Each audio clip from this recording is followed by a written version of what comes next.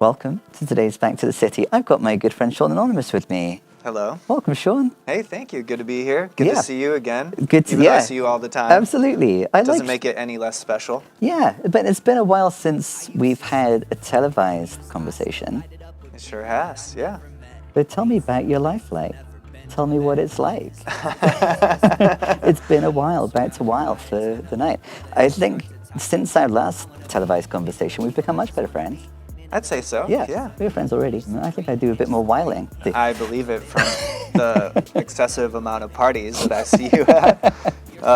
Yeah, I feel like I've been a little bit of a party boy myself lately, and I'm sure we've seen You've been each other. social. Yeah. The record that we're talking about today is Anti-Social. Yeah. And viewers, for you, tomorrow, Sean will be releasing on Bandcamp Friday the vinyl Yes, of Anti-Social. Yeah. My first ever full-length vinyl that I've ever printed in my entire long-legged rapper life. Yeah, this record deserves a vinyl, doesn't it? I'd say so. I feel like this record deserves a lot more than I gave it when it came out. Maybe I shouldn't start the interview just by putting myself down or my work ethic or whatever. But yeah, when this record came out, I had some things going on in life, and I believe in it so much. I truly believe that it's the best album that I've ever made or been a part of. And in between the creation of the album and the releasing of the album, you know, life tends to be lifing sometimes, and we had some ups and downs, and there was a few heavy downs that happened in between writing, recording, mixing, mastering, printing, and the release of the album. And that's part of the reason why I wanted to come here, talk to you about it. Yeah. Part of the reason why I wanted to re-release it on vinyl. Yep. Thinking about shooting some music videos for it. Even though it's 5 years old at this point, I feel like the whole album is still the most relevant Yes. out of anything that I've ever made. And I just believe in it so much. I want my child to have a good life. I want to provide a good, you know? Yeah. Well, speaking of children, let's begin with young Sean. I thought you were going to say that you're pregnant. And you're going to name it after me.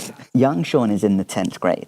As I was returning to the record, which I've enjoyed a lot since it was released in 2019, so I've listened to it often anyway, but as I was listening to it to prepare for this conversation, it struck me for the first time that you select a version of yourself, the child version of yourself that we encounter in young Sean is specifically in the 10th grade, at the back of the class, sad as fuck. And is that we can swear. We can. Shit. Okay, I was trying, on the way here, I was preparing myself. I'm like, don't swear, don't swear. Okay, let's have I still can't even bring myself to do it on purpose, but... I think I only do it on television, it seems. I do it in my songs, and I do it on my TV show. That's right, you're not a big swearing type of person, yeah. That doesn't seem very... well, fuck this. Yeah. But yeah, sad as fuck is, I thought I was maybe misquoting from your reaction, but I was swearing. Yeah, no, I said sad as frick. There's a contrast within the song Young Sean between young Sean, who's specifically in the 10th grade, and the Sean of that present moment. Yeah. It just struck me for the first time that you isolate your young self in that particular 10th grade moment.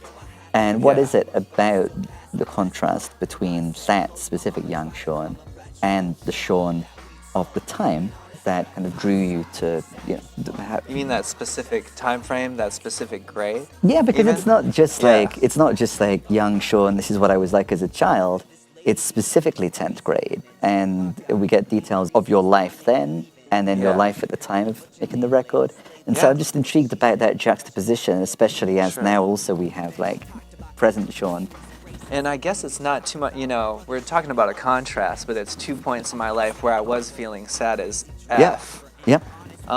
So maybe when it comes to mood-wise or vibe-wise, it's not too much of a contrast. I'm saying that I was having similar feelings then as I was when I was writing that song. Half-assed the homework, still passed the test though for 10th grade Sean. And that's very biographical. Yeah, half-assed a couple of months, you're then saying.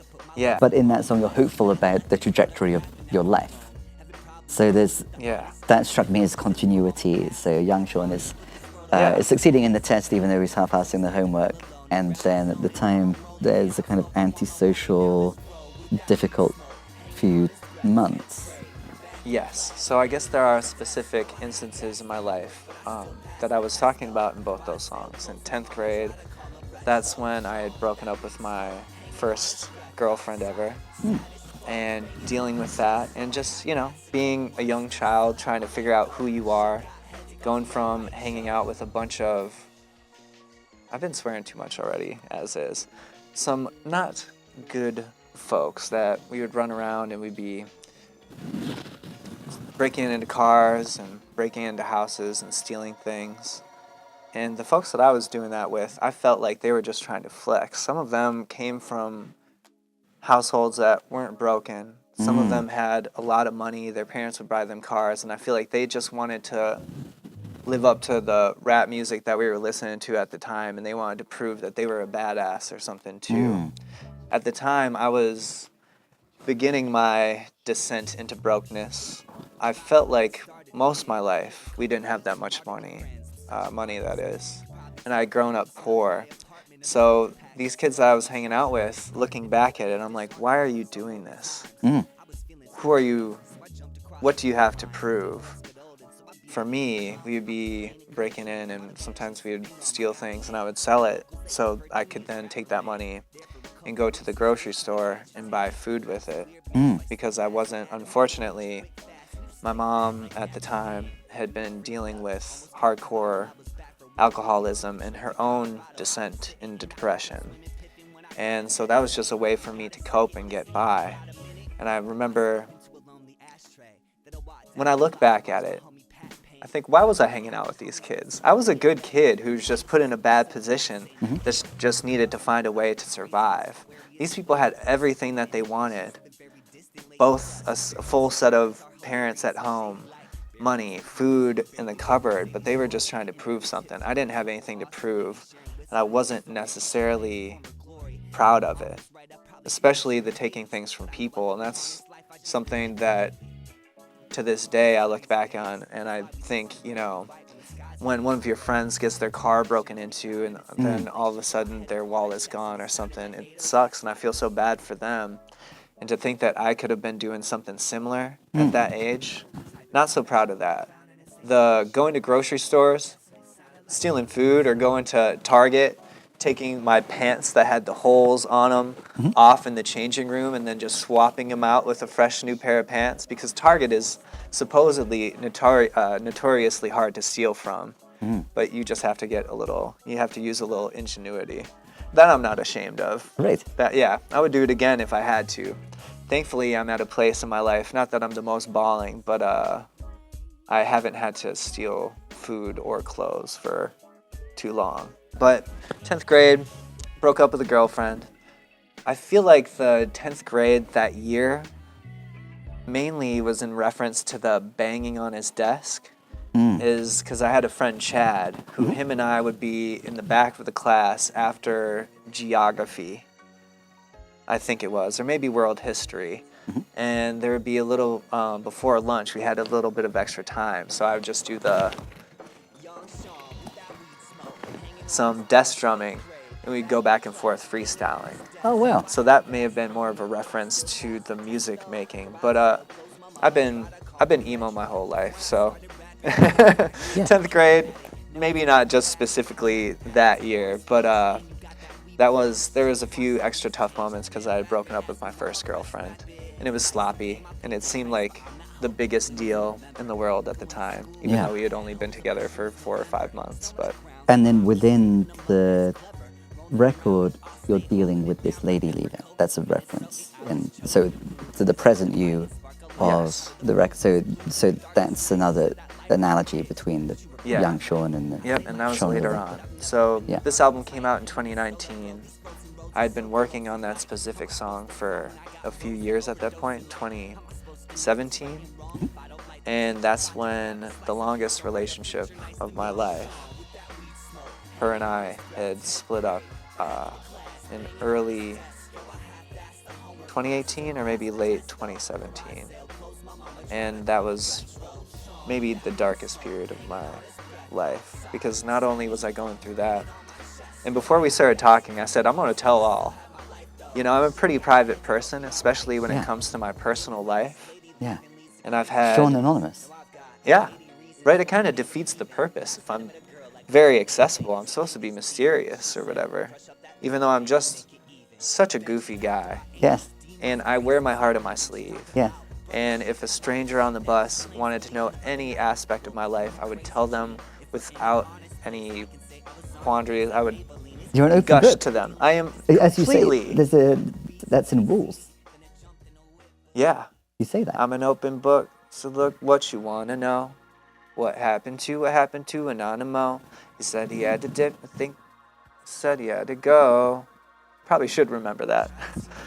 That one we don't perform as much because I don't get to see my friend Chesky, who's featured on that, as often as I'd like to. But yeah, I'm an open book.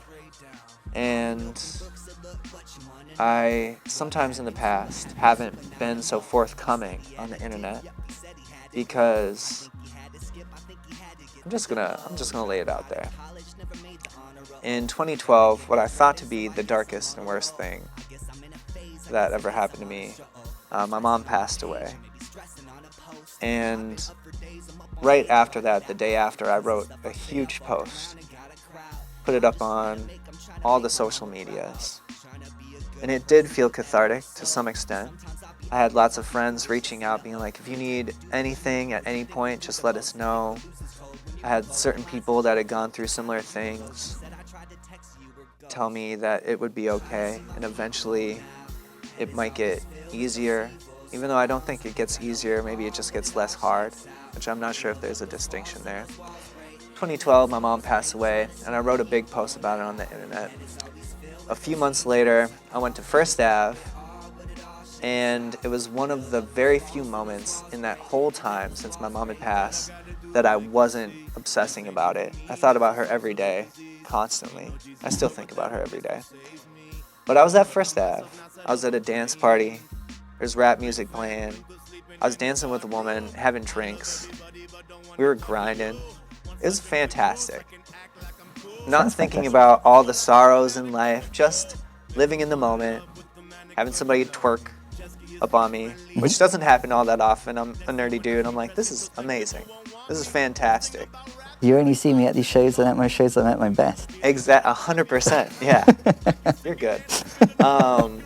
And so here I am just dancing with a very nice person, and I get a tap on the shoulder, and it's someone, and they say, hey, you're Sean Anonymous, right? I'm like, yeah. I kind of turn around for a second, I'm like, yeah, and try to go back to what I'm doing. They tap me on the shoulder again. They're like, I just wanted to know, I wanted you to know that I'm a fan, I follow you, and I hope that you're doing all right since your mother passed away. This is in the moment where you've been able to enjoy yourself. One of the very few, Yeah. And I'm half making out with somebody on the dance floor. Yeah. And in the back of my head, I'm like, this person is just trying to be nice. They're trying to be caring. They want to connect with you. They want to connect with you. Yeah. And Sometimes I wonder if it's more for their behalf Yes. or my behalf. Yes. A lot of people want to feel this, exactly what you said, a connection with the artist that they look up to, perhaps, with somebody they feel a kinship with. Yeah. And when we listen to an artist, especially over and over again, we feel like we know them so well. And it's strange to have a large group of people know you when you don't know them. It is. That's pretty interesting. But honestly, I was annoyed. I was finally having a good time. And they bring up the one thing that I had been thinking about so much since it happened. Especially in this moment where I might be having some love connection on a random dance floor, you know. And ever since that moment, I told myself that I wouldn't be as open on the internet. And when it comes to real personal things such as that, I didn't want to put it out there because it makes yourself vulnerable. And to give any random person the key to breaking your heart at any moment's notice, I didn't want to feel that way again. And so after my mom, I stopped sharing when I was going through a hard time. when I was feeling depressed, when people passed away. But leading up into this interview, for some reason I said, I'm talking to my buddy Simon, I'm gonna get a free therapy session out of it. Yeah. And I'm gonna tell him every single sad thing that's ever happened in my entire life. So here's the list. No. I decided I want to be a little bit more vulnerable. And part of the reason why I thought that Antisocial deserves another push is in between finishing the album and releasing it. I got a call saying that my father had passed. I got a call from my sister. And I was hanging out with my friend Tyler, cruising in his van. And I even called it because we had been talking about taking a trip to Ireland to go visit my father.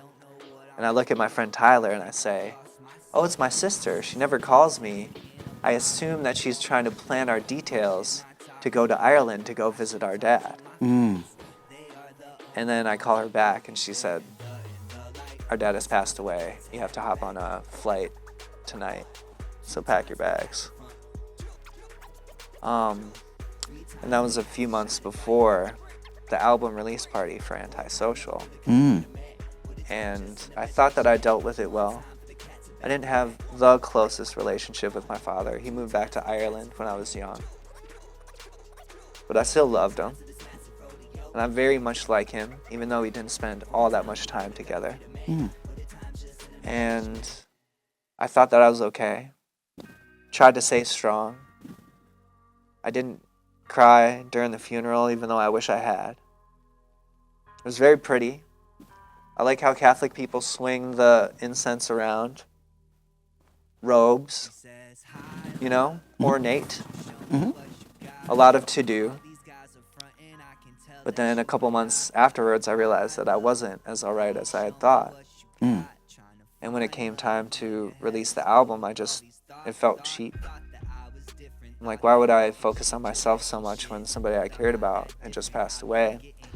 I remember being backstage at Ice House, which is where we're going to do my show for the re-release party. So hopefully, you know. Which we haven't mentioned yet, but Saturday, September 28th is when you're going to do that. Hosted by Chance York. Greg Grease is on the bill, Dakota Faye, who you're about to go on tour with.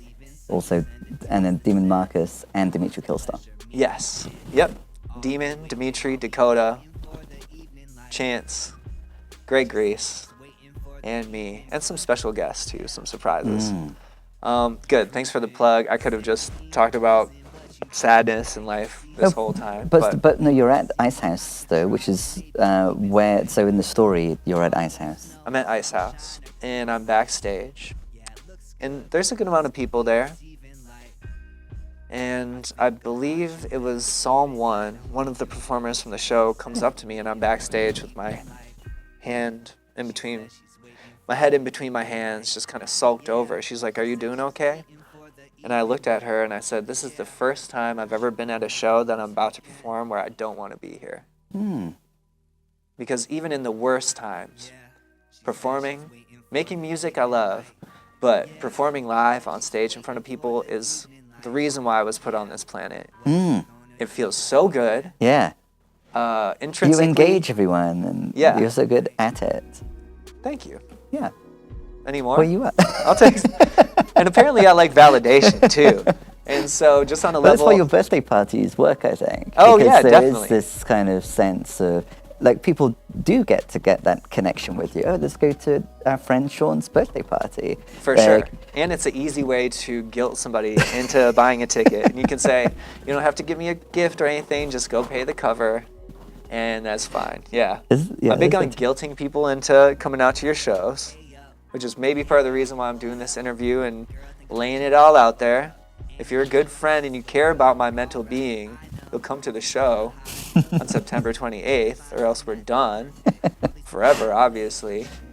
And apparently, I'm pretty big on validation. And I wish that sense of confidence and pride could come from within, because that's a longer lasting sense of confidence. But once in a while, it's nice to get gassed up. Yeah, of course. And have people tell you that you're cool. Yeah, of course. In the record, you have some skepticism about people doing that, it comes through in Antisocial, in the title track. Because there's a lyric about being told that you're better than everyone, but they probably say that to everyone. Yeah. And then our people gassed us up that our ego expands to The status. status of a massive truck. Yeah. Yeah, what's the rest of it? I should know. That's- People gas us up until our ego's the status of a massive truck. If you can back it up and make incredible rap, you can tell them lavish fucks to take that pedestal back. Yeah. So Yeah. So that's interesting because like, I mean, humans like validation Yeah. in general, but part of the appeal of being less social, it seems, in this period is a skepticism about receiving kind of like false validation. For sure. And there's a trajectory throughout the record where you arrive in the final track, the pitch, with I surround myself with types that let me grow. Yeah. So we move from being skeptical of those who put one on a pedestal Yeah. to rather choosing being, and prior, skepticism about who grade 8, 10th grade, who 10th grade Sean is hanging with. So we're becoming more and more intentional about Yeah. who we choose to connect with. Totally. And as friendship is being celebrated throughout as well. For sure. And it's hard to start a friendship when somebody puts you up on a different level. Yeah. And it's awkward for me. And so many of my friends that are artists, we would love to connect with any person that's a fan, but when you're not seeing eye to eye, it's hard to have a real conversation with somebody. Yeah. Yeah. I still do love the validation. I love props and compliments. But if it gets to be too much, where I'm starting to feel like they don't see the real me, I'm a human with many, many flaws too. And you just see this version of myself, a portrayal that I've put out there. I'm super flawed. We all are. You're also very lovely. Oh, thank you very much. Yeah, Yeah. I feel the You're a same good way friend. about you. Yeah. Yeah. So I'm not sure if those two things are mutually exclusive. Sometimes it is weird being put on a pedestal, and it makes it hard to talk to somebody and have a back and forth. And surrounding yourself with people that let you grow, it doesn't mean that they're the people that just tell you what you want to hear all the time. And maybe that's what it comes down to, is being a yes man or a yes person. And that's not necessarily good for your growth. And as artists, we do it all the time. I swear, rappers, especially if you start rapping when you're young, you have people telling you that you're cool, you start to either believe it or you need it, but you need people around you that can keep you in check and tell you how it is. So a lot of people, especially when they reach a certain level of fame, all their people around them are too scared to tell them how it actually is. Yeah. And if they're messing up, sometimes if you're surrounded by yes people, they'll just keep on messing up because no one will tell you that you're doing it. Right. Yeah. Thankfully, I've never messed up. I don't do that. I'm perfect in every way, so. In reality, our mutual friend Chance York is a perfect person to surround oneself with if one wants to grow. So the host of, Yeah. of your upcoming show, who was just Yes. recently here for an interview, and who, by the time that this airs, just performed at Back to the City Presents Music Heals Us 1. Very cool. Yeah, there's a new event series that Should we have. shout that out? Oh wait, no, this will be coming out after that? Yes, but Music Heals Us 2 by this Oh. point is on the immediate horizon. That's with Mary Bew, who you just met as you arrived for She your was very interview. nice, yeah. She's excellent. And Venus de Mars and Larry Wish. Should we flip it up? Maybe I should interview you for a minute. Does that ever happen? When's your show? Would you- So that Music Heals Us 2 is, it's the 7th So of September. in 3 days In for 3 those who are days. watching. Yeah. That's correct. Yeah. Yeah, exactly. Yeah. The vinyl of Antisocial, it comes out Bandcamp Friday, Yes. tomorrow. Yep, September 5th, which is tomorrow. Yep. Wink, wink. And then September 7th is Music Heals Us Too. Sounds great. Yeah. September 14th, I'm going to be playing at a festival in Iowa, in Clermont, Iowa, at Hennyville Fest. September 20th, you can find me at Fargo, North Dakota. We're performing at the Aquarium. I'm happy to be back in Fargo. It's been a few years. And then September 21st, I'll be in Bismarck, North Dakota, at Laughing Sun Brewing. And that should be fun. And then September 28th, Ice House, Minneapolis, Minnesota. I messed it up even though I had my cheat sheet. Oh, but we edited it to make it look so... Okay, so you didn't even see that. Yeah, you're perfect. I am perfect in every way. I'm great. And the reason why I brought up our mutual friend, host of the show, Chance York. Speaking of perfect people, I remember... he's damn near close to being perfect. Yeah. Even though he would say quite the opposite. He would say that we're all flawed and we're all works in progress and that we are a leaf floating down a river. He also says, I'm a motherfucking big deal. Yeah, actually, when did he say that? He Was that says- an older song or was that... No, this is the newest song. Okay. He did it at your birthday party. And Yeah. we talked about it. And like he and I talked about it the other day. Yeah. And it sparked a really interesting conversation related to what you were just saying.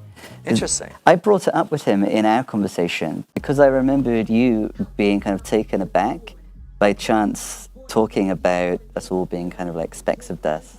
And you were Yeah. like, how can someone who practices self-growth so demonstrably with such clear results, who's growing all the time, how can someone say that about themselves and about people in general? So I brought that up in our conversation. Yeah. And we discussed the paradox of it simultaneously being the case that there's a lens through which we're all like specks of dust, and in the big scheme of things, what happens to Simon or to Sean or to Chance, doesn't really matter. But then, he did perform this song. You're going to your Chance notes right now? Or? Yeah. Okay, Yeah, they're in here too, I believe. Chance always says that we're a leaf floating down a river. Or maybe it's more so we're in a canoe. And certain times the current is pushing hard. Let's say there's a fork in the river. Yep. And the current is pushing you hard this way. And sometimes, no matter how hard you try to paddle and go the left path, you might end up going down the right path. That's what I picture it as. Yeah. Chance keeps on saying that we're a leaf on a river and we'll end up where we end up, and we may as well try to be happy wherever you end up, which I can see that. Me, I'm not a leaf. I wish I was a leaf. I wish I could just float where I'm going, even though I am, but just be content where I end up. I'm not sure if I feel that way. Sometimes I feel like I'm that canoe. I'm in that canoe. And instead of being happy going down the right path is in the direction, I'm just rowing as hard as I can upstream to try to get back to the left path,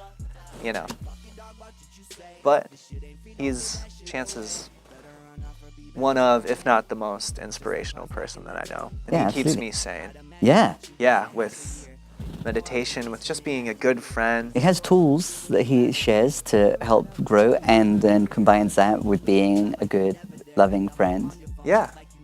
Great father. Yeah. Yoga instructor. That kept me sane and maybe kept me alive during the pandemic. Right after Antisocial, my album dropped.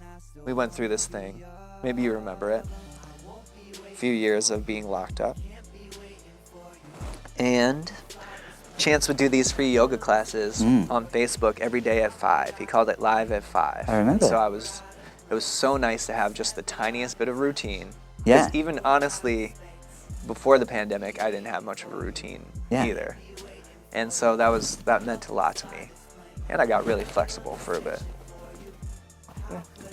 Love him. Something that struck me is that there are lots of lyrics in this record related to trying. So For example, in the song Antisocial, trying to be my best, so I never rest. Chance would encourage us to make sure that we make space for resting, to make sure that we don't, drain, become depleted. Says the guy that has 10 events every day of the week. Right, and 6 jobs. And 6 jobs. And are we talking about you or him? Because it probably could go for both. Chance. Yeah, well, you as well. 6 Yeah. jobs, 1 million events every day. Chance, 1 billion jobs, 1 million events, several kids every day. Right. So, yeah, I'm not sure how much rest that guy will be getting. So here's a bunch of statements about trying to do different things throughout the record. So antisocial, trying to be my best so I never rest. And then also there's the distinction between taking a break, and that's okay, and just trying to take a breath. Okay, so what we're actually doing is trying to take a breath. And then in Walls, just trying to make my mum proud and be a good person. In Head for the Hills, trying to erase all the things you've seen. Trying to erase all the things you've seen. God, I'm depressing. Why does anybody listen to my music? But it shifts. The things that we're trying to do, I think, shift at different points in the record. In Waiting, Find Love, trying to find love when your head is full of all these thoughts. That relates in an interesting way to Chesky's. We talked about it before. We both really like the worst thing about rap is the constant talking. Yeah, and that's a good line. Yeah, in terms of wellness, I feel like Back to the City is kind of about music and wellness, really. Yeah. That's why it seems like a therapy session often, because it is about music and wellness. The reason why that lyric is so good, I think, the worst thing about rap is the constant talking, is because we have, obviously, we have constant voices. We're like our brain is like there's words and sentences and in our mind all the time, and that's what trying to find love when your head is full of all these thoughts is related to that. Yeah, I think. I never realized how much in the scheme of the album that Chesky line is. Yeah, it is. For me, I picture, and it's very, when it comes to Antisocial, I call the album Antisocial because sometimes I'm very social. Yeah. And sometimes I'm just very anti. Yeah. And I go back and forth. I have people tell me that, oh, you're very outgoing, or you must be a extrovert. Mm-hmm. I don't feel like I'm an extrovert whatsoever. I feel like I'm the biggest introvert ever until I'm trying to leave a party and I feel bad for my friends, or I feel bad for my girlfriend because I have to say goodbye to every single person that I know in this whole entire event, and it takes me a half hour. Uh-huh. They're just waiting in the corner, looking at their watch, or the Uber has been outside for 5 minutes, what have you, It is true that you're able to be introspective. One of those introspective rap things is how young Sean opens. Isn't there a voice at the beginning saying one of those introspective rap things? Oh yeah, another one of those introspective rap bangers. Oh, well. Yeah, I think is what I said. Yeah. Yep, yeah. I haven't listened to it for a minute. Trying not to get pissed in It's Over. Yeah, that's dealing with the breakup that I Yeah, went exactly. through. Yeah. Yeah, so that's very intense. and that song is so tender, It's Over, I think. Yeah. For a breakup song, it's so tender and like loving to the ex-partner, Yeah.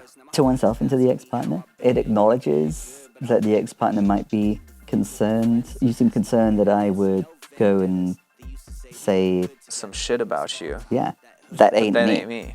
And I And I think would- the I would never. confidence of that ain't me, back to confidence again and sense of self, that's one of the moments, and there's quite a few of them in the record, where there is this confident assertion of, that's not who I am. Like I draw a line now. There's no risk of me running around town with like the adult versions of those kids that were stealing the things. I have my like boundaries that I set for my own behavior. That's not who I am. I'm sad that we're breaking up. And and we both The sadness comes through more than anger, even though there was some anger at the moment. But more so, I knew this person cared about me so much. We had been together for 5 or 6 years, and we broke up, and it was kind of a messy situation.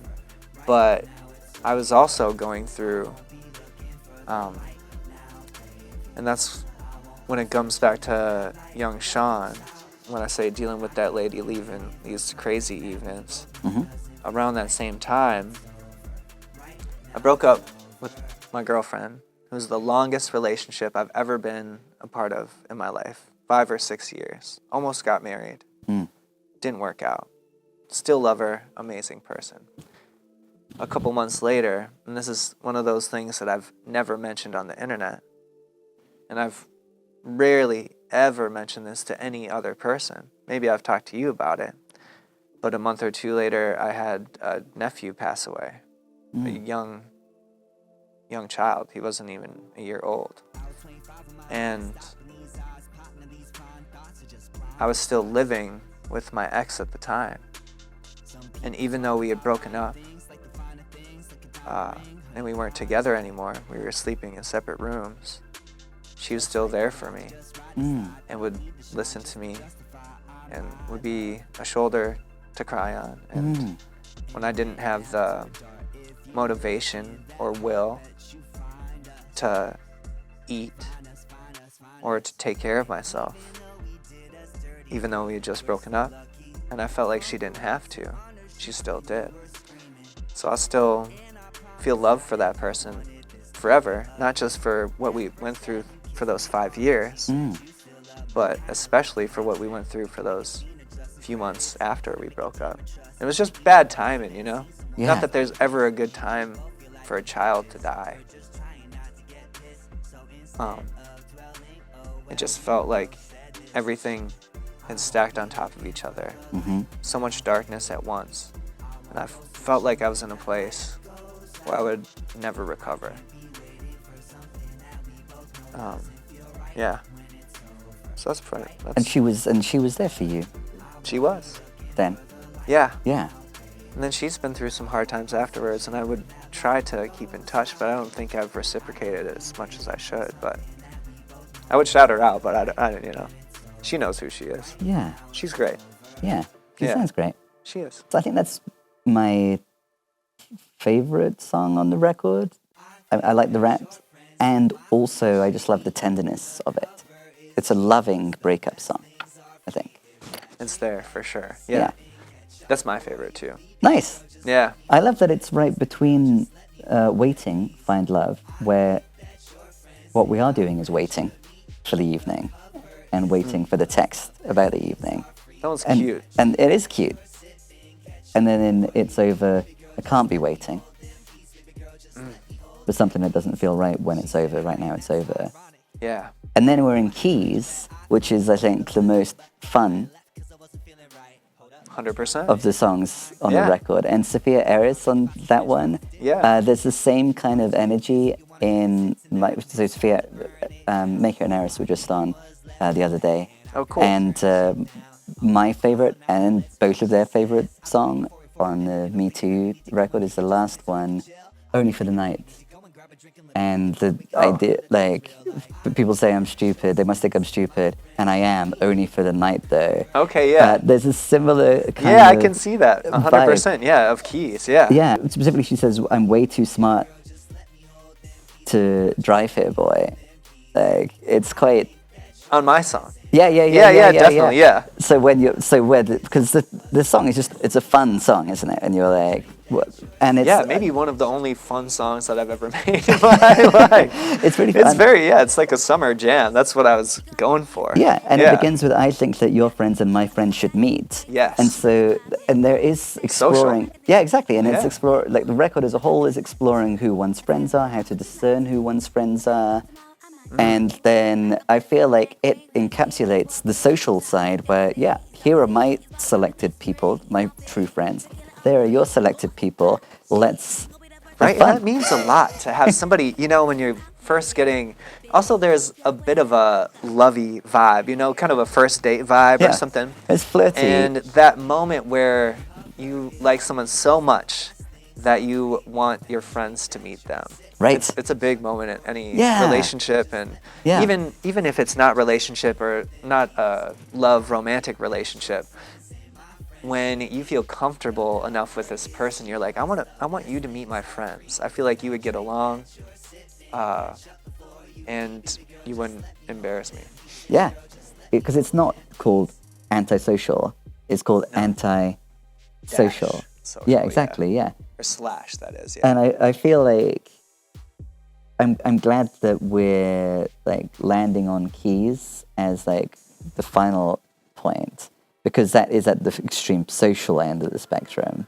Very much so. Yeah, and I do really think that it has to do with the reason for being the more antisocial moments in the songs. There's a reason for it. It's to preserve one's ability to choose when and how to be vulnerable. You don't want to be taken off guard when you're doing this. And so this is Keys. I'm pointing at the Keys song. Okay, yeah, sure. I thought you were talking about writing or reading. And you're in the situation where you're excited to introduce the love interest to your friends and to meet her friends, and someone taps you on the shoulder and like reminds you of this thing that you don't want to be thinking about. Like it's about like boundaries and determining what one's boundaries are. Which I'm very bad at. I used to be much worse at it than I am now. Yeah. Perhaps that's true for you too. That seems to be true for me, for you too. You don't seem to have terrible boundaries. I guess it depends on the day. And some of the stuff that I write is aspirational. I wish I could be better at setting boundaries with people, but I'm a giver. And sometimes I feel like I'm living my life for other people, which is tough. And especially as a rapper, we want you to be confident. We want you not to be arrogant, but to have this sense of you know who you are, you know what you want to do. And not everybody's like that all the time. It seems that you're most like that in moments like That Ain't Me, when you're aware, you can tell someone might be expecting you to behave in such a way. In this instance, the ex-girlfriend might be expecting you to say negative things about them, but you know that that isn't you. And I feel like that's a better thing to feel confident and assured about. Like, I'm trying to be a good person, and I am.